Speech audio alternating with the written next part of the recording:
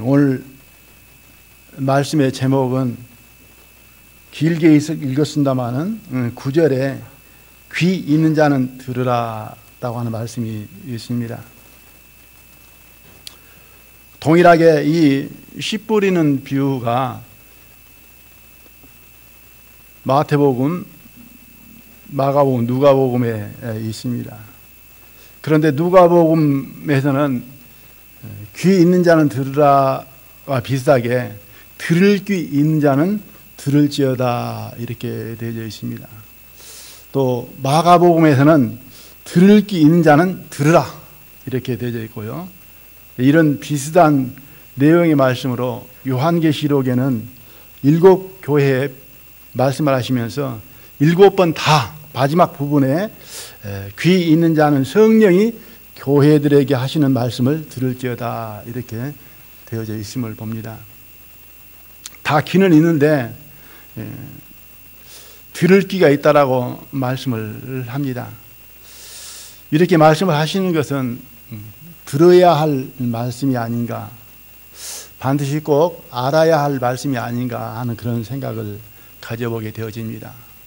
예수님께 또 말씀하실 때에 요한복음에 많이 기록되어 있습니다만 진실로 진실로라는 말씀이 많이 나오죠. 진실로라는 말은 참으로 진정으로 강조해서 2번씩이나 진실로 진실로 너희에게 말하노니 하는 말씀들이 있는 것을 보게 되어집니다. 그래서 오늘 이 말씀도 우리 마음 가운데 예수님께서 교훈으로 가르쳐 주시고 계신 것이 무엇인가 하는 것을 깨달아 알았으면 좋겠다 하는 그런 생각이 들어집니다. 14절에 보면은 이 말씀이 있죠. 이사야의 예언이 저희에게 이루었으니 일렀으되 너희가 듣기는 들어도 깨닫지 못할 것이요 보기는 보아도 알지 못하리라. 이 백성들의 마음이 완악하여져서 그 귀는 듣기에 둔하고 눈은 감았으니 이는 눈으로 보고 귀로 듣고 마음으로 깨달아 돌이켜 내게 고침을 받을까 두려워함이라. 여기에 듣기는 들어도 또 보기는 보아도 깨닫지 못하고 알지 못할 수 있다라고 말씀을 합니다. 그 마음이 완악함으로 말미암아 하나님의 가르침을 배울 수가 없다라고 합니다. 그래서 순전한 마음과 귀를 기울이는 마음, 여기에 보니까는 그 귀는 듣기에 둔하고 눈은 감았으니 이렇게 앞에서 말씀을 전하다 보면은 눈 감으신 분들이 더러 있더라고요. 좋게 해석해서 기도하시는가 보다 그렇게 생각하는데 기도는 말씀 전에 하든지 아니면은 집에서 하시고 나오면 좋겠다 하는 그런 생각을 가져봅니다. 아무튼 심혈을 기울여서 들어도 말씀을 깨닫기가 쉽지는 않다 그런 생각을 해보기도 합니다. 씨 뿌리는 비유인데요. 성경에 보면은 씨, 나무, 열매 비유를 들어서 말씀하시고 가르쳐 주시는 말씀들이 많이 있음을 보게 되집니다. 식물은 하나님께서 말씀하시고 정하신 그 법칙을 따라서 자라기도 하고 꽃이 피기도 하고 열매를 맺기도 하기 때문에 이 식물을 비유를 해서 교훈을 주시지 않는가 싶습니다.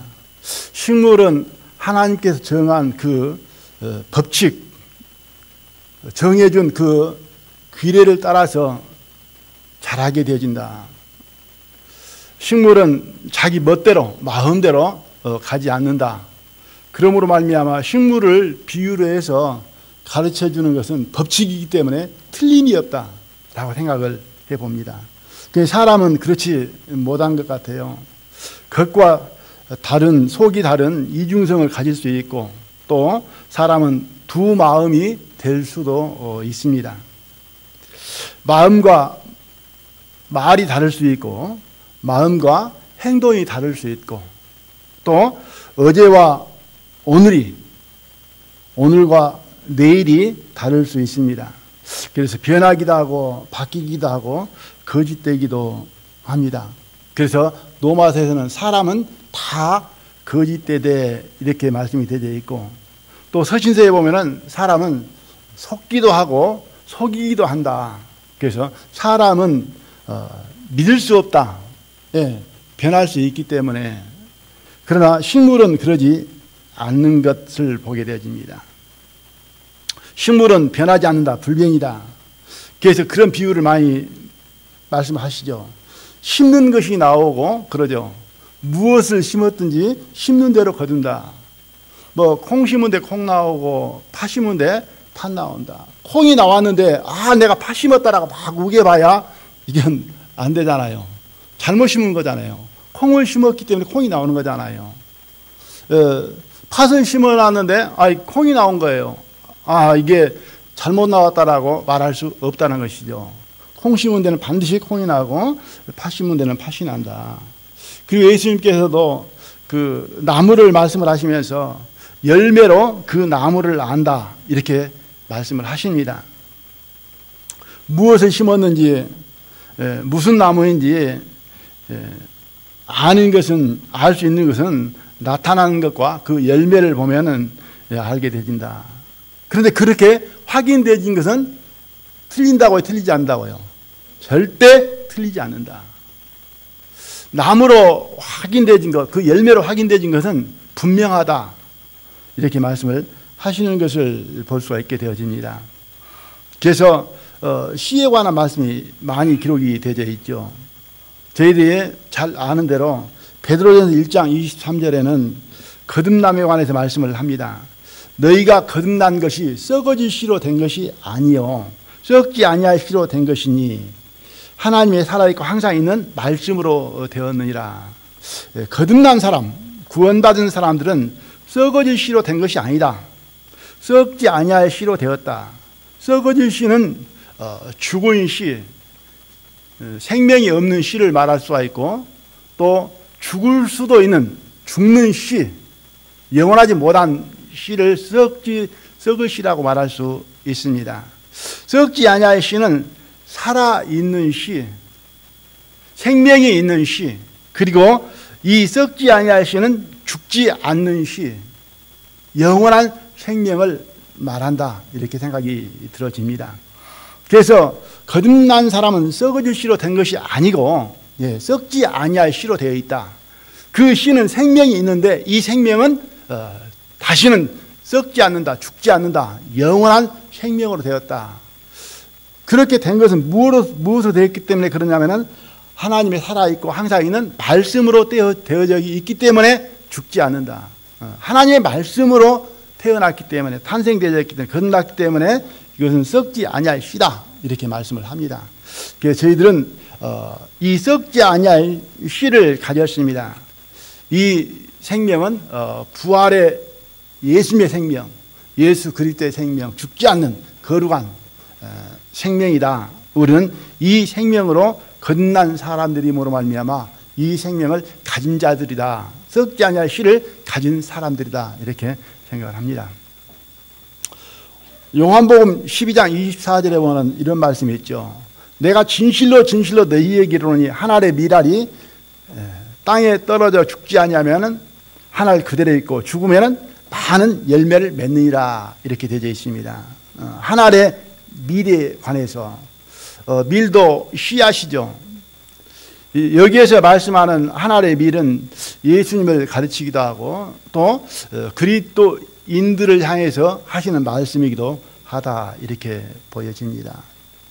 예수님께서 한 알의 밀알로 이 땅에 오셔서 십자가에 달려 피 흘려 죽으심으로써 예수님을 믿는 많은 생명의 열매를 거두게 되어진다. 많은 열매를 맺게 되어진다.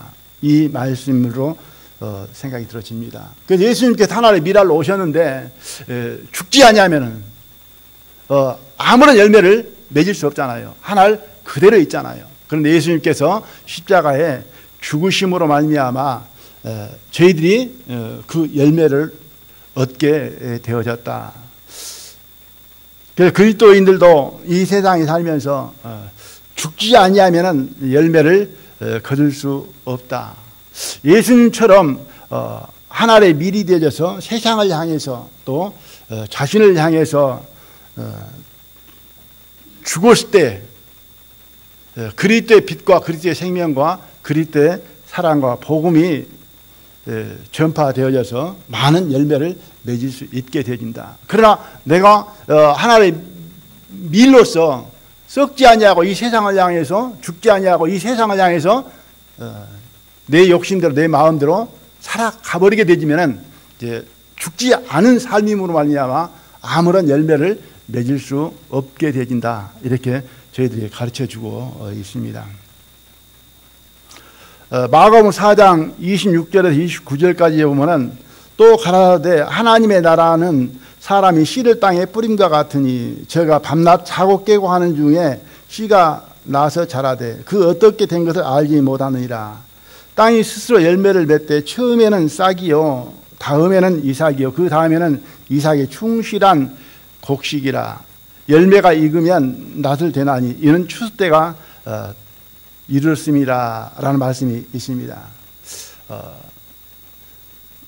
베드로전서에서 말씀을 드린 것 같이 우리가 거듭난 것은 썩어질 씨로 된 것이 아니고 썩지 아니할 씨로 되었다. 그리고 이 세상에 하나의 미랄로 있다. 이렇게 말씀을 드렸습니다.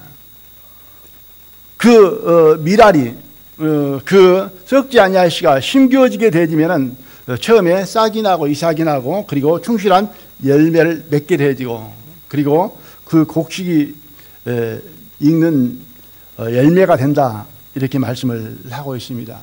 그런데 나는 거듭났다라고 하면서 싹도 나지 아니하고 그 이삭도 나지 아니하고 그리고 열매가 맺어지지 아니한다. 열려지지 않는다. 그러면은 내가 죽지 아니하였든지 아니하면은 썩지 아니할 씨가 아니고 썩어질 씨가 아닌가 그런 생각을 해볼 수 있다라고 생각이 들어집니다.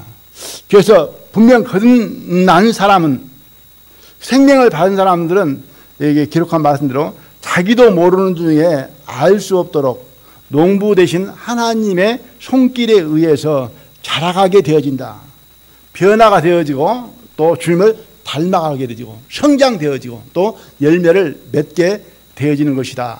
그런데 나는 거듭났다라고 하면서 전혀 마음도 바뀌지 않냐고 생활도 바뀌지 않냐고 삶도 바뀌지 않냐고 그를 통한 아무런 그리스도의 향기와 빛도 드러나지 아니한다 같으면 썩지 아니할 씨라라고 말할 수 없는 것이다. 이렇게 말씀을 하고 있음을 보게 되어집니다. 저희들이 잘 아는 대로 요한복음 15장 1절에서 보면은 예수님께서 내가 참 포도나무다 그렇게 말씀을 하시죠. 그러면서 15장 5절에는 나는 포도나무요 너희는 가지니 저가 내 안에 내가 저 안에 있으면 이 사람은 과실을 많이 맺나니 나를 떠나서는 너희가 아무것도 할 수 없느니라. 또 이렇게 가르쳐주고 계십니다. 예수님과 그리스도의 관계를 포도나무로 말씀을 하시죠. 예수님은 포도나무이고 그리스도인은 가지다. 가지는 포도나무의 일부분이죠. 가지는 포도나무에 속해 있다. 가지는 포도나무와 하나이다. 이렇게 말씀을 합니다. 그리고 그 가지는 포도나무에 붙어 있을 때에 연결되어 있을 때 꽃이 피고 열매를 맺는다. 가지는 포도나무를 떠나서는 아무것도 할 수 없다. 가지는 그 나무에 붙어 있어야만 한다. 그러므로 그 가지는 자긍하고 교만할 수 없는 것이다. 왜? 포도나무에 붙어 있을 때만 역할이 되지 포도나무를 떠나서는 아무것도 될 수가 없으므로 포도나무를 자랑할 수밖에 없고 포도나무를 따를 수밖에 없고 포도나무를 경외할 수밖에 없는 것이다. 그래서 그리스도인은 언제나 예수님과 함께 해야 된다. 항상 예수님을 주로 모시고 가르침 받고 인도받고 순종하며 따라야 된다. 포도나무가 가지에 붙어 있는 것처럼 가지가 포도나무에 붙어 있을 때에 가지도 살고, 그리고 그 가지를 통해서 또 열매를 맺을 수 있게 되어진다. 스스로는 그 포도나무를 떠나서는 아무것도 할 수 없는 것이 가지다. 그러면서 포도나무와 그 가지의 관계를 우리에게 잘 가르쳐주고 있는 말씀이다. 이렇게 보여집니다. 로마서 11장에 보면은 그런 말씀이 있죠. 이 말씀은 아마 많이 이렇게 생각 안 해보신 말씀이기 때문에 찾아보면서, 이게 마태복음 본문은 잡고 계시고요. 로마서 11장입니다.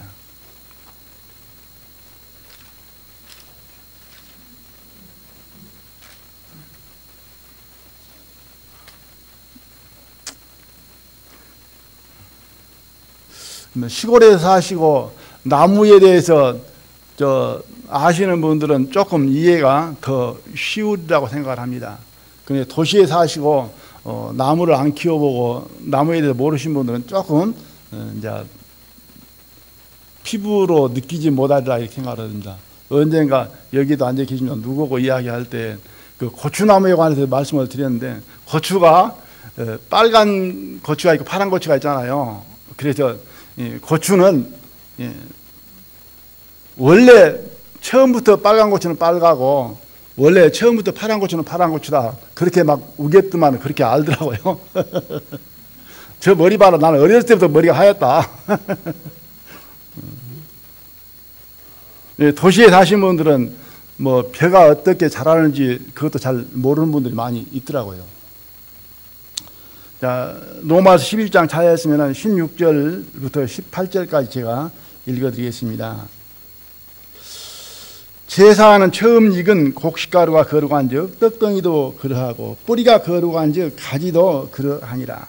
또한 가지 얼마가 꺾여졌는데 돌 감람나무인 네가 그들 중에 젖붙임이 되어 참 감람나무 뿌리의 진액을 함께 받는 자 되었은즉 그 가지를 향하여 자긍하지 말라. 자긍할지라도 네가 뿌리를 보존하는 것이 아니요 뿌리가 너를 보존하는 것이니라. 뭐 포도나무 비유를 생각하면은 이 말씀도 어느 정도 감이 오리라고 이렇게 생각을 합니다. 제사는 처음 곡식가루가 거룩한즉, 이 예수님을 생각을 해볼 수가 있죠. 예수님이 거룩한즉 제사하는 처음 익은 곡식가루가 거룩한즉 떡덩이도 그러하고, 떡덩이, 교회 그리스도인. 그래서 예수님이 거룩하심으로 말미암아 교회 그리스도인도 거룩하다, 이렇게 받아들여집니다. 뿌리가 거룩한즉 그 나무도 거룩하다, 가지도 거룩하다. 예수님이 거룩하심으로 말미암아 예수님 안에, 예수님께 붙어 있는 우리도 거룩하다, 이렇게 말씀을 합니다. 그 이유를 이제 좀 알아듣도록 설명하시는 말씀이 17절, 18절입니다. 젖붙임에 관해서 말씀을 해주고 있습니다. 17절, 18절 다시 한번 읽어드리겠습니다. 또한 가지 얼마가 꺾여졌는데 돌감람나무인 네가 그들 중에 젖붙임이 되어 참 감람나무 뿌리의 진액을 함께 받는 자 되었은즉, 젖붙이는 것을 말씀을 해주고 있습니다. 참 감람나무, 좋은 감람나무죠. 이 참 감람나무는 예수님을 말씀을 하시고, 돌 감람나무, 이것은 좋은 나무가 아니고 못된 나무다. 이 못된 나무는 이방인 구원 받기 전 사람들을 말하고 있습니다. 참 감람나무는 거룩합니다. 좋은 나무입니다. 돌 감람나무는 거룩하지 못하고 쓸모없는 나무입니다. 그런데 돌 감람나무가 참 감람나무에 젖붙임이 되었다라고 합니다. 그러므로 이 돌 감람나무가 참 감람나무로 인하여 거룩하게 되었다, 이렇게 되어져 있습니다. 무슨 말인지 아시겠죠?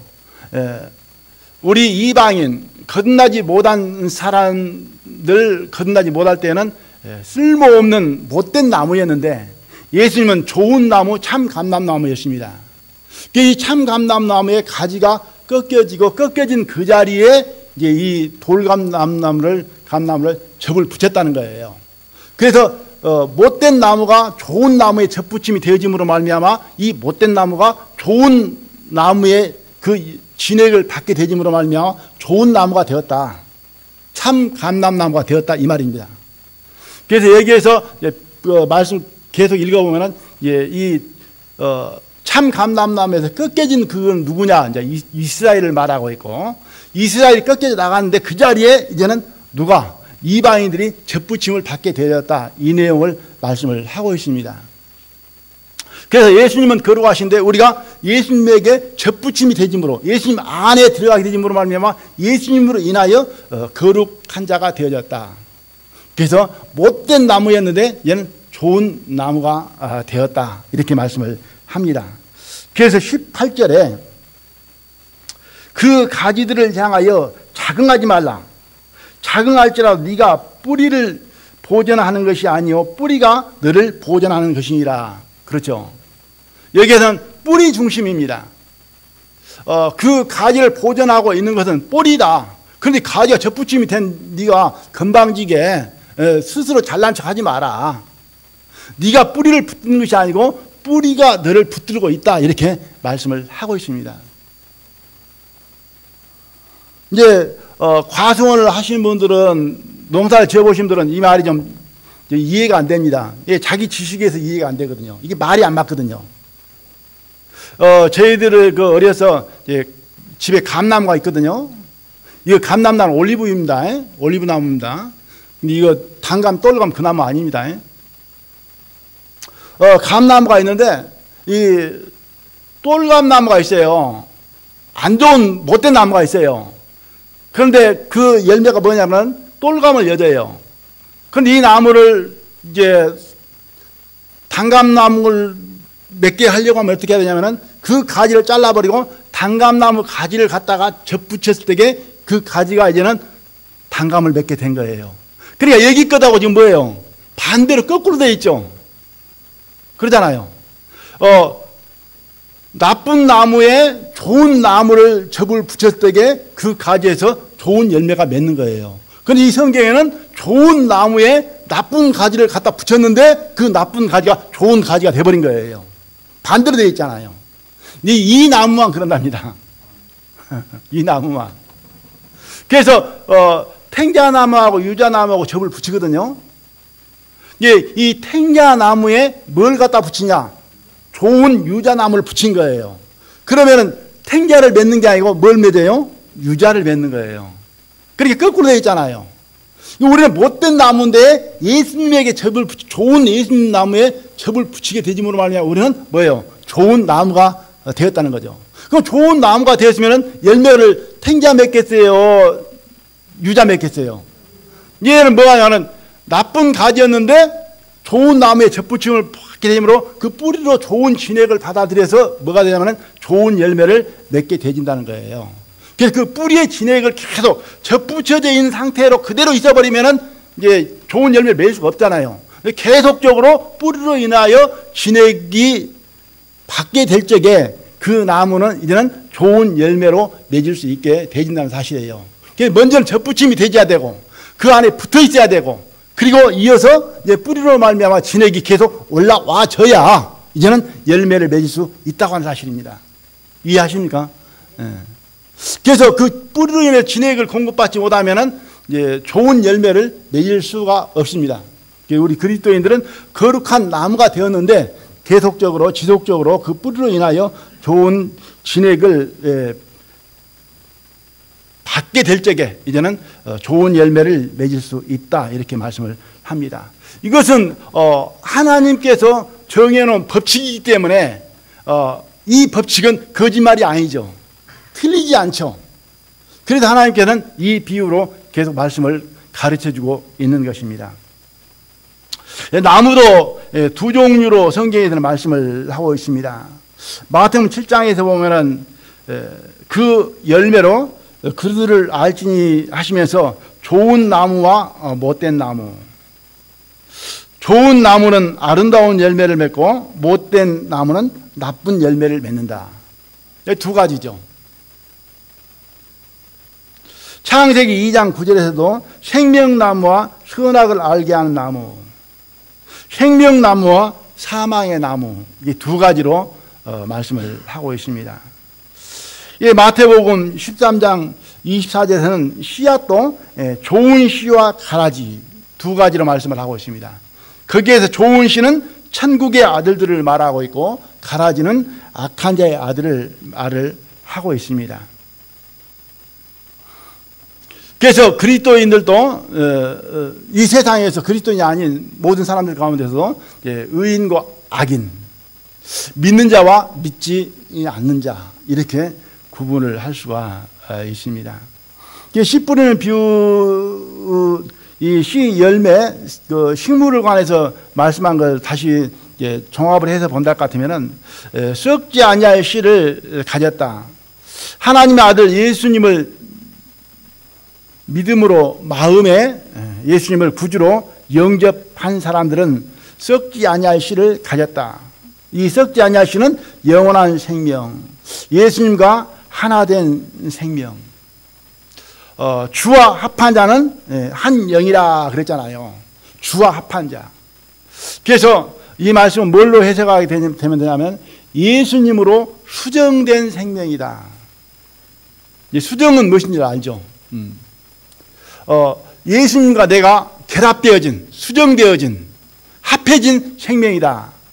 그 생명은 나쁜 것이 좋은 것으로 흡수되어져서 나쁜 것이 좋은 것으로 바뀌어지는 생명을 말씀을 하고 있습니다. 두 번째, 포도나무의 가지로서 포도나무인 예수님과 하나가 되었다. 포도나무와 가지의 관계가 되어졌다. 예수님만 참 포도나무이시다. 나는 참 포도나무의 가지이다. 그러죠. 돌감람나무인 내가 참 감람나무인 예수님에게 접붙임이 되었다. 그래서 거룩한 참 감람나무인 예수님께 접붙임이 됨으로 말미암아 거룩하게 되었다. 그래서 나는 거룩한 자이다. 예수님을 믿는 나는 좋은 씨, 그러죠. 썩지 아니할 씨, 가라지가 아닌 좋은 씨, 좋은 나무가 되었다. 나쁜 나무가 아니고 좋은 나무가 되었다. 좋은 나무가 되었음으로 말미암아 아름다운 열매를 맺는 자이다. 그리고 천국의 아들이다. 이렇게 말씀을 해 주시고 계십니다.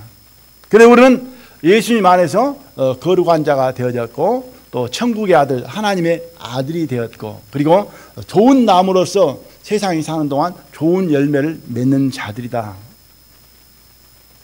오늘 읽은 본문 좀 생각을 해보겠습니다. 이제 마태복음 13장으로 넘어오셔서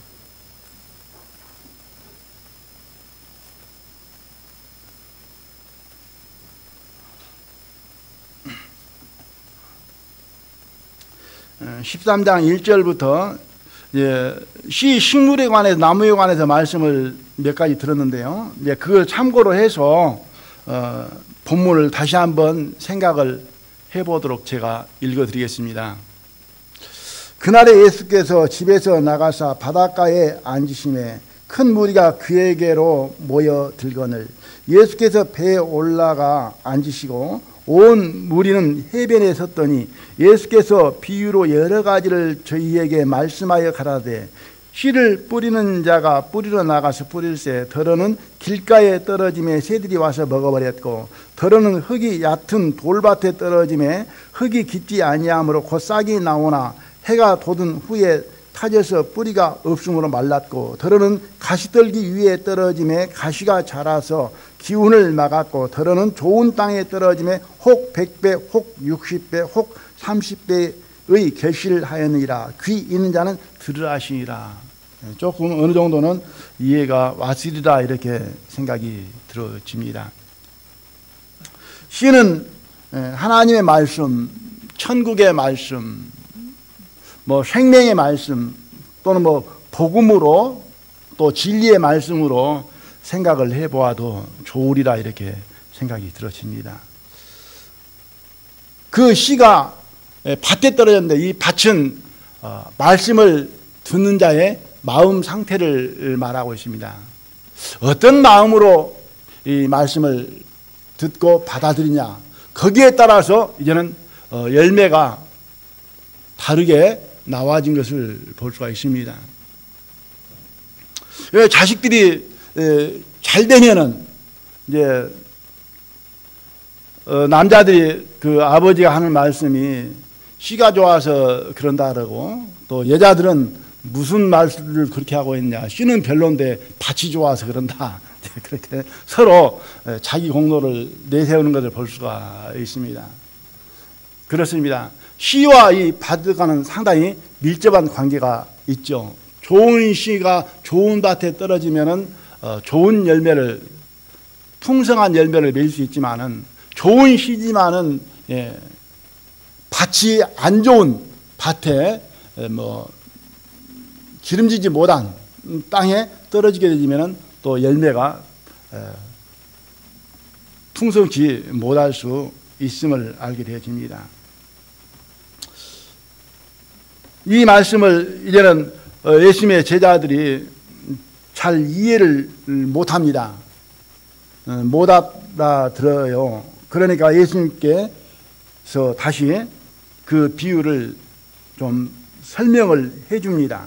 그 설명의 내용이 18절부터 있습니다. 18절부터 23절까지 제가 읽어드려 보렵니다.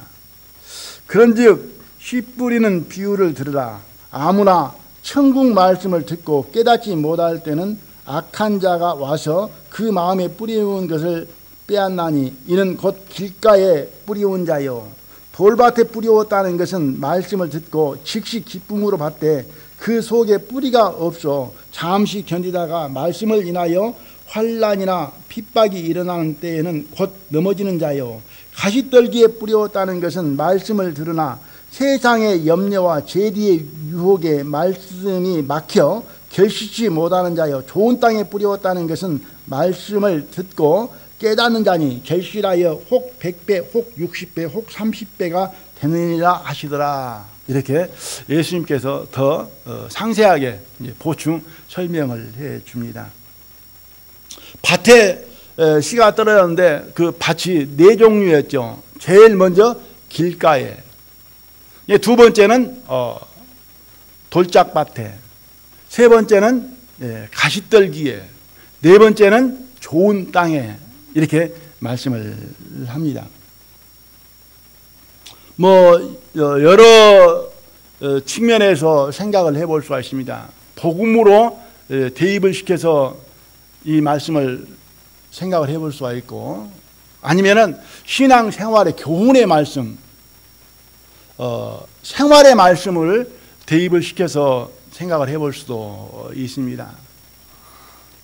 누가복음에서 또 그 해석에 관해서 더 보충해서 한번 읽어보도록 하긴 하겠습니다만은, 첫 번째 이 말씀은 길가에 떨어졌다. 하나님의 말씀을 들었는데 길가에 떨어졌다. 그 길가에 떨어진 자는 말씀을 깨닫지 못한 자다. 그리하면서 악한 자가 와서 그 마음에 뿌리운 말씀을 빼앗아 버렸다. 다른 비유에서는 사단이 와서 그 말씀을 빼앗아 버렸다. 그렇기 때문에 말씀이 전혀 그 안에 들어가지 않는 상태를 말을 하고 있습니다. 이 말씀은 대부분 저는 이렇게 생각을 해봅니다. 길가에 떨어졌다는 말씀이죠. 그러니까 말씀을 들을 준비가 전혀 안 된 마음 상태. 이 길은 자기 길을 가고 있는 거죠. 자기 생각대로, 자기 이론대로, 자기 논리대로 사는 거죠. 그렇기 때문에 하나님의 말씀이 전혀 그 길하고는 같지 않기 때문에 받아들일 수 없게 되는 상태, 이런 상태가 그 사단이 그 말씀을 다 빼앗아 가버리는 마음의 상태이다. 이렇게 받아들일 수가 있습니다. 그래서 내 생각을 버리지 아니하고 내 방법, 내 자신을 부인하지 아니하고는 복음을 받아들일 수 없는 것이다. 내 생각, 내 이론, 내 상식, 내 지식, 세상 학문 이런 것 가지고는 이 붙들고 있게 되지면은 하나님의 말씀을 받을 수가 없다. 이렇게 생각이 들어집니다. 그래서 아무나 천국 말씀을 듣고 깨닫지 못할 때엔 악한 자가 와서 그 마음에 뿌리온 것을 빼앗나니 이는 곧 길가에 뿌리온 자요. 그리고 돌밭에 뿌리었다는 것은 말씀을 듣고 즉시 기쁨으로 받되 그 속에 뿌리가 없어 잠깐 견디다가 말씀을 인하여 환난이나 핍박이 일어날 때는 곧 넘어지는 자요. 이 말씀도 사실은 믿음으로 이루어지지 않는 마음 상태다. 이렇게 볼 수가 있습니다. 우리가 이제 그 말씀을 듣고 즉시 기쁨으로 받되 이 말씀을 생각할 때는 예수님을 믿었기 때문에 기쁨이 왔다 이렇게 생각할 수가 있는데 그 이어지는 말씀이 그 속에 뭐가 없어요? 뿌리가 없다라고 말씀을 하고 있습니다. 예수님이 뿌리인데 그 나무인데 그 나무에 뿌리가 없다고 하는 것은 이건 뭔가 맞지 않는 것이다. 이렇게 생각이 들어집니다. 세 번째 것은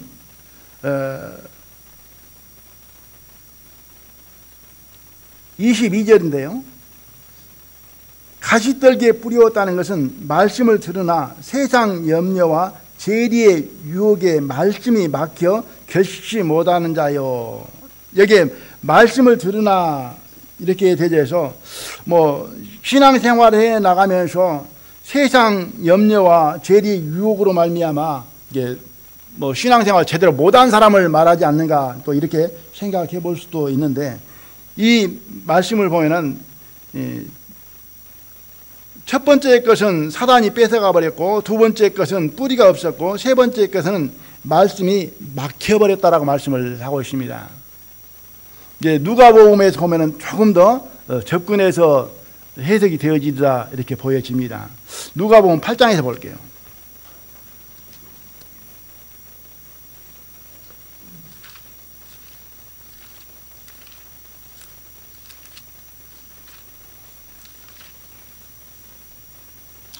누가복음 8장 9절에서 15절입니다.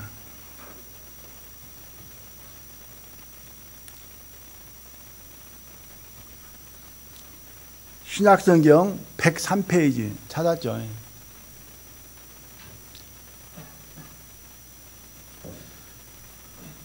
누가복음 8장 9절로 제가 읽어드리겠습니다. 제자들이 이 비유의 뜻을 물으니 가라사대 하나님 나라의 비밀을 아는 것이 너희에게는 허락되었으나 다른 사람에게는 비유로 하나니 이는 저희로 보아도 보지 못하고 들어도 깨닫지 못하게 하려 함이라. 이 비유는 이러하니 씨는 하나님의 말씀이요 길가에 있다는 것은 말씀을 들은 자니 이에 마귀가 와서 그들로 믿어 구원을 얻지 못하게 하려고 말씀을 그 마음에서 빼앗는 것이요. 이렇게 되어 있습니다. 13절에 바위 위에 있다는 것은 말씀을 들을 때 기쁨으로 받으나 뿌리가 없어 잠깐 믿다가 시험을 받을 때 배반하는 자요. 시험을 받는다. 예수님께서 시험을 받았잖아요. 시험을 물리쳤습니다. 이기셨습니다. 그런데 여기에서는 시험에 넘어진 것이죠. 시험을 이기지 못한 것입니다.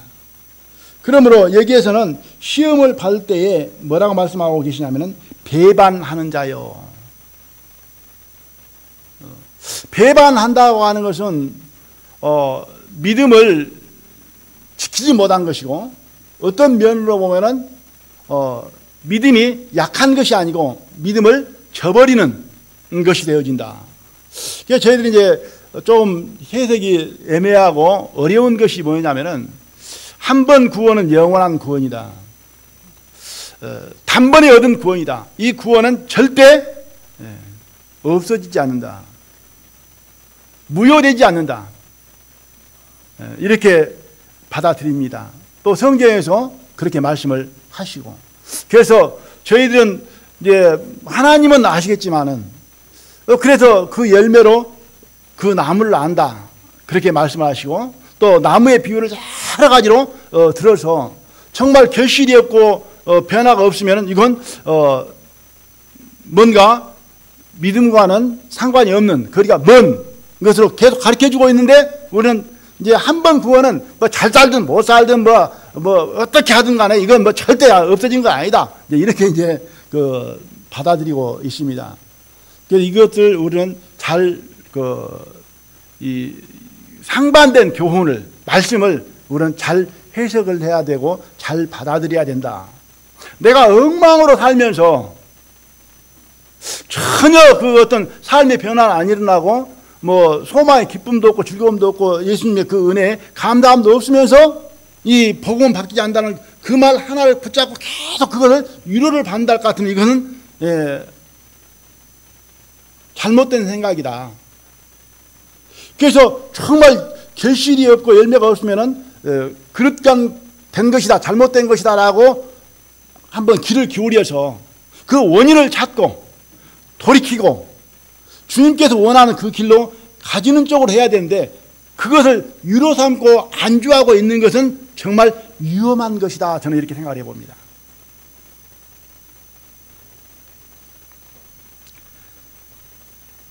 세 번째 말씀,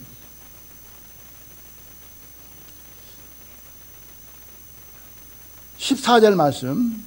가시떨기에 떨어졌다는 것은 말씀을 들은 자니 지내는 중에 이생의 염려와 재리와 일락에 기운이 막혀 결실치 못하는 자요.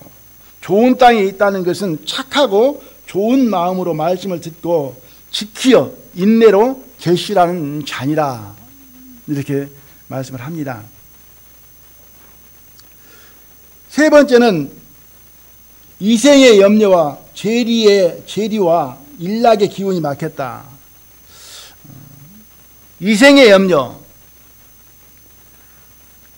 세상살이라고 말씀을 드릴 수 있습니다.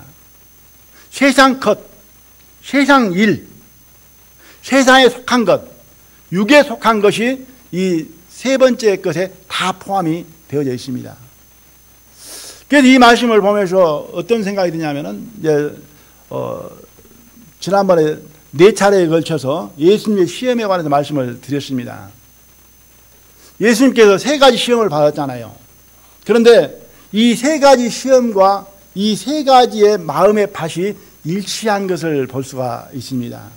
첫 번째가 그러잖아요. 사람이 떡으로만 살 것이 아니요 하나님 입으로 나오는 말씀으로 살 것이라 그랬잖아요.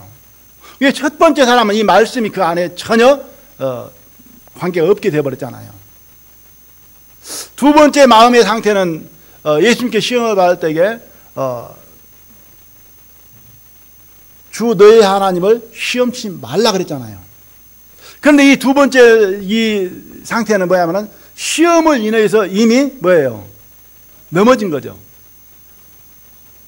세 번째 것은 뭐냐면은 예수님을 높은 산에 모시고 가서 천하 만국을 다 보여주고 그 천하 만국의 영광을 보여주면서 내게 절하라.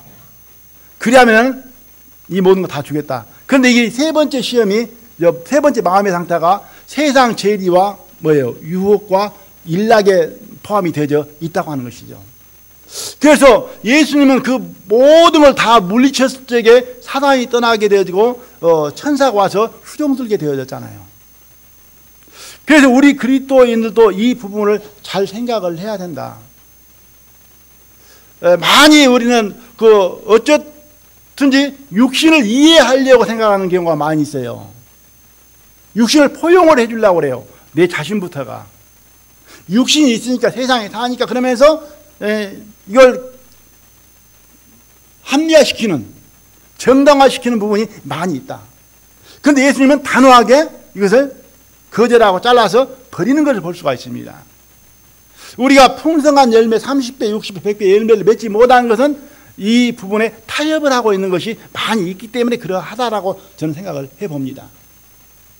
그래서 예수님 안에 우리가 거하게 되고 예수님을 붙잡게 되어지게 되고 그리고 이 세상으로부터는 이런 모든 것들을 우리가 단절했을 때에 부인하고 이 한 알의 밀이 땅에 떨어져서 썩을 때에 많은 열매를 맺는 것처럼 이 세상을 향해서는 우리가 그런 마음이 되어졌을 때에 예수님께 시험을 이겼을 적에 승리하시는 것처럼 우리도 이러한 시험들이 이러한 환경과 여건들이 우리에게 늘 올 때마다 배척하고 물리쳤을 때에 좋은 땅이 되어지고 여기에 읽었던 말씀대로 착하고 좋은 마음이 되어진다. 그 마음이 순전한 마음이 되어진다. 순전한 마음이 되질 때에 그 말씀이 내 속에서 능력으로 역사되짐으로 말미암아 열매를 맺게 되어진다. 그래서 순전한 마음이 아닌 것은 뭐냐면은 내 생각, 세상적인 생각, 내 입장. 그러니까 어디 속에 다 들어있냐면은 말씀을 들은 자니 지내는 중에 이생의 염려와 죄리와 일락에 다 포함되어져 있다고 하는 사실이에요. 마음 속에. 근데 이것을 그대로 두고 말씀을 받은 것은 착하고 좋은 마음이 아니기 때문에 그 씨가 제대로 뿌리를 내려서 성장할 수가 없게 되어진다.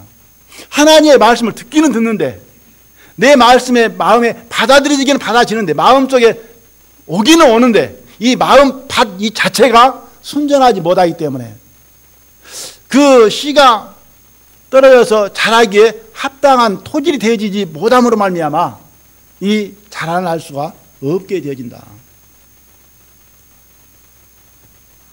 그래서 삶 속에서 천하만국의 영광이 내 눈에 보여지고 내 발걸음이 거기에 이끌려 가게 될 때에 예수님처럼 아니다. 주 너의 하나님 경배하고 다만 그를 섬기라. 나는 주님을 따르고 주님을 섬기고 주님께 순종되어야 된다. 이 마음으로 우리는 늘 돌아서졌을 때에 이 새 속에 물들어가지 아니하고 주님을 따라가는 자가 되어서 세상 열매가 맺어지는 것이 아니고 주님의 열매, 성령의 열매가 맺어지게 되어진다. 세상을 따라가면은 세상의 열매는 맺어질 수 있죠. 그러죠? 얼마든지 맺죠. 많이 맺잖아요. 그러죠? 세상 열매는 뭡니까?